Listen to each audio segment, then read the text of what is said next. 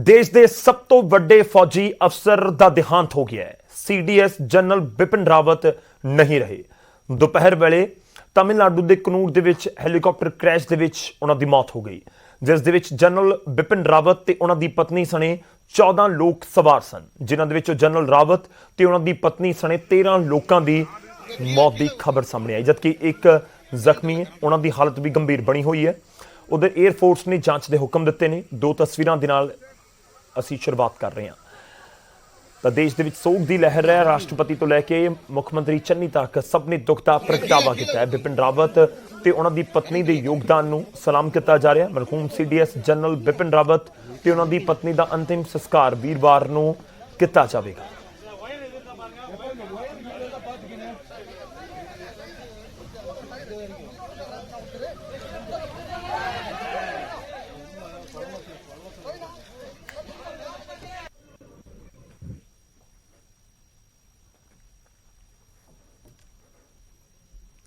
उधर देश भर दे विच सोग की लहर है। पूरा देश जनरल बिपिन रावत की देश सेवा नूं याद कर रहा है।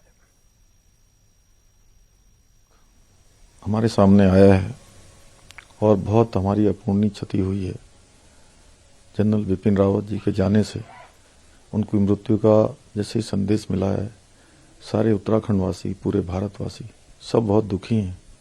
उनका जाना निश्चित रूप से एक बहुत बड़ी क्षति है जिसकी पूर्ति नहीं हो सकती है। और उन्होंने मैं व्यक्तिगत रूप से भी, चूँकि उनका जाना मेरे लिए व्यक्तिगत क्षति है, साथ ही साथ भारत के साथ उत्तराखंड के लिए बहुत बड़ी क्षति है। एक सैनिक पुत्र होने के नाते हमेशा उनके अंदर इतनी सादगी, सरलता थी कि हमेशा वो मेरा मार्गदर्शन करते रहते थे। पहली बात है, जो हवाई हेलीकॉप्टर जिसमें उड़ान कर रहे थे, ये बड़ा सुरक्षित हेलीकॉप्टर है। दुनिया के 60 देशों में ये काम कर रहा है। बैटल प्रूवर है, बैटल टेस्टेड है। और जहाँ तक वायुसेना का ताल्लुक है, पिछले 25 से 30 साल से इसके कई वेरिएंट्स को उड़ाया जा रहा है। और ये जो B-17 V5 था, ये लेटेस्ट वर्जन है, हर प्रकार की टेक्नोलॉजी से लैस था। और VIP के हेलीकॉप्टर को जो उड़ान करते हैं, वो पायलट्स भी बहुत ही हाईली क्वालिफाइड होते हैं। आमतौर पे उनकी रेटिंग होती है A मास्टरबीन।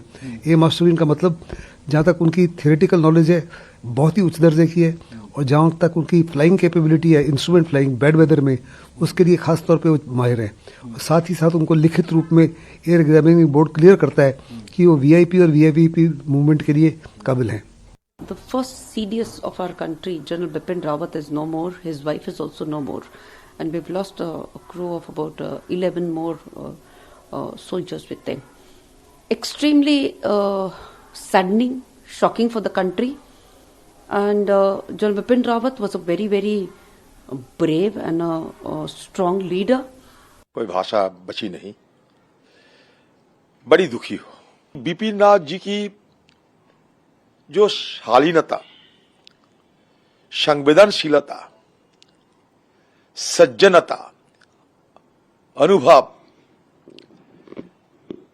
आज सब कुछ मुझे नए सिरे से याद होने लगी है। जब सुना है मैंने कि उनको हादसे के चलते मौत हो गई है, मैं यकीन नहीं कर सकती अभी भी। हादसा तो बहुत खतरनाक था और ऐसा होना नहीं चाहिए था, लेकिन हो तो गया। और अभी हम लोग 10 दिन पहले ही उनसे मुलाकात किए थे। दशहरा में उनके साथ में बैठ करके हम लोगों ने दशहरा का कार्यक्रम भी किया था। हमारी बेटी ने जो शस्त्र पूजन है वो जिया जी के साथ में मिल के किया था। तो आज इतना क्लोज रिश्ता था हमारा उनका, और लगातार बात होती रहती है। कल ही बात हुई थी हमारी।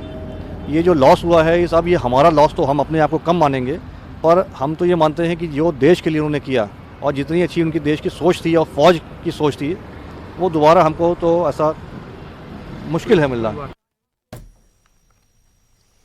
तो जनरल बिपिन रावत का देहांत होया। देश के पहले chief of defence staff Bipin Rawat के करियर का बड़ा हिस्सा भारतीय फौज की सेवा दे विच गुजरिया है। एक नज़र उन्हां दे शानदार करियर दे उत्ते भी मारते हैं।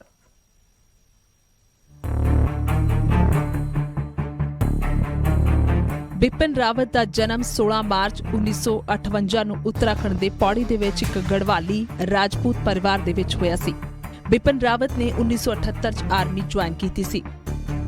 ਬਿਪਿਨ ਰਾਵਤ ਨੇ 1 ਸਤੰਬਰ 2016 ਨੂੰ ਆਰਮੀ ਦੇ ਵਾਈਸ ਚੀਫ ਦਾ ਅਹੁਦਾ ਸੰਭਿਆ ਅਤੇ 31 ਦਸੰਬਰ 2016 ਨੂੰ ਇੰਡੀਅਨ ਆਰਮੀ ਦੇ 26ਵੇਂ ਚੀਫ ਦੀ ਜ਼ਿੰਮੇਵਾਰੀ ਮਿਲੀ। ਉੱਥੇ ਹੀ 30 ਦਸੰਬਰ 2019 ਨੂੰ ਉਹਨਾਂ ਨੂੰ ਭਾਰਤ ਦੇ ਪਹਿਲੇ CDS ਦੇ ਰੂਪ ਦੇ ਵਿੱਚ ਨਿਯੁਕਤ ਕੀਤਾ ਗਿਆ। ਬਿਪਿਨ ਰਾਵਤ ਨੇ 1 ਜਨਵਰੀ 2020 ਨੂੰ CDS ਦਾ ਅਹੁਦਾ ਸੰਭਿਆ।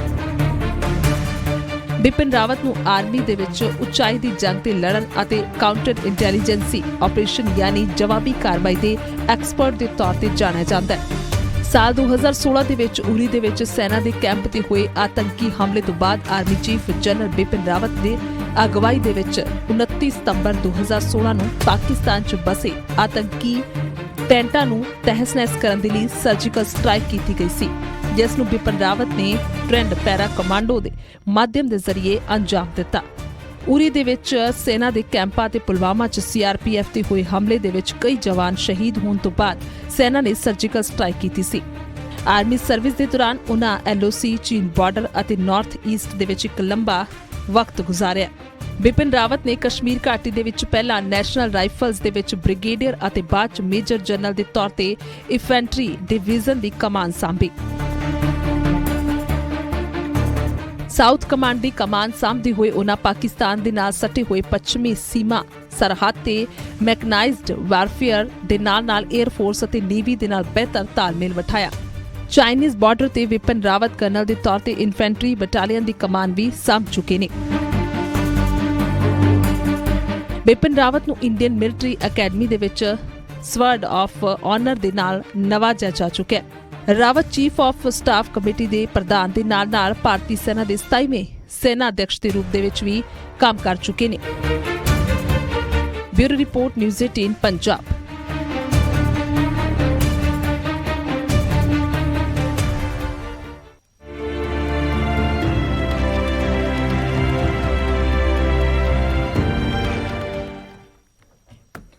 ਹੁਣ ਅੱਗੇ ਵਧਦੇ ਹਾਂ ਅਗਲੀ ਖਬਰ ਦਾ ਰੁਖ ਕਰਦੇ ਹਾਂ। ਦਿਨ ਦੀ ਦੂਜੀ ਵੱਡੀ ਖਬਰ ਹੈ। ਵੱਡੀ ਖਬਰ ਕਿਸਾਨਾਂ ਦੇ ਨਾਲ ਜੁੜੀ ਹੋਈ ਹੈ। ਕੇਂਦਰ ਤੇ ਕਿਸਾਨਾਂ ਦੇ ਵਿਚਾਲੇ ਸਾਰੇ ਮੁੱਦਿਆਂ ਦੇ ਉੱਤੇ ਸਹਿਮਤੀ ਬਣ ਚੁੱਕੀ ਹੈ। ਸਰਕਾਰ ਨੇ ਜੋ ਡਰਾਫਟ ਭੇਜਿਆ ਸੀ ਉਸ ਦੇ ਉੱਤੇ SKM ਨੇ ਮੋਹਰ ਲਗਾ ਦਿੱਤੀ ਹੈ ਤੇ ਹੁਣ ਵੀਰਵਾਰ ਦੇ ਦਿਨ ਜੋ ਉਮੀਦ ਕੀਤੀ ਜਾ ਰਹੀ ਹੈ ਕਿ ਕਿਸਾਨਾਂ ਦੇ ਵੱਲੋਂ ਅੰਦੋਲਨ ਮੁਲਤਵੀ ਕਰਨ ਦਾ ਐਲਾਨ ਕਰ ਦਿੱਤਾ ਜਾਏਗਾ। ਇਹ ਤਕਰੀਬਨ ਸਾਫ਼ ਹੋ ਚੁੱਕਿਆ। ਹੁਣ ਦੁਪਹਿਰੇ 12 ਵਜੇ ਵੀਰਵਾਰ ਦੇ ਦਿਨ ਅੰਦੋਲਨ ਮੁਲਤਵੀ ਕਰਨ ਦਾ ਐਲਾਨ ਕਿਸਾਨ ਜਥੇਬੰਦੀਆਂ ਕਰਨਗੀਆਂ।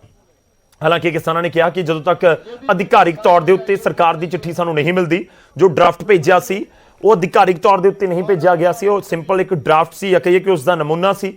ਤੇ ਹੁਣ ਸਰਕਾਰ ਜਦੋਂ ਅਫੀਸ਼ੀਅਲ ਤੌਰ ਦੇ ਉੱਤੇ ਅਧਿਕਾਰਿਕ ਚਿੱਠੀ ਭੇਜੇਗੀ ਤੇ ਉਸ ਤੋਂ ਬਾਅਦ ਅਸੀਂ ਅੰਦੋਲਨ ਮੁਲਤਵੀ ਦਾ ਐਲਾਨ ਕਰ ਦੇਵਾਂਗੇ। ਸਰਕਾਰ ਦੀ ਰਸਮੀ ਚਿੱਠੀ ਦਾ ਇੰਤਜ਼ਾਰ ਕਿਸਾਨ ਕਰ ਰਹੇ ਨੇ।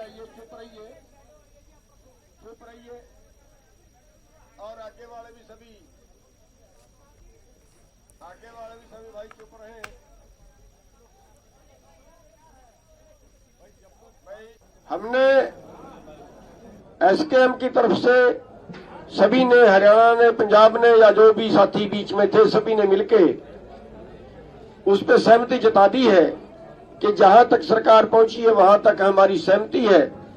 एक बार इस आंदोलन को स्थगित जो है वो उस मांगों पर सहमति है और जैसा वो लिख के आएगा उसके बाद कल की जो है वो फिर मीटिंग रखी गई है।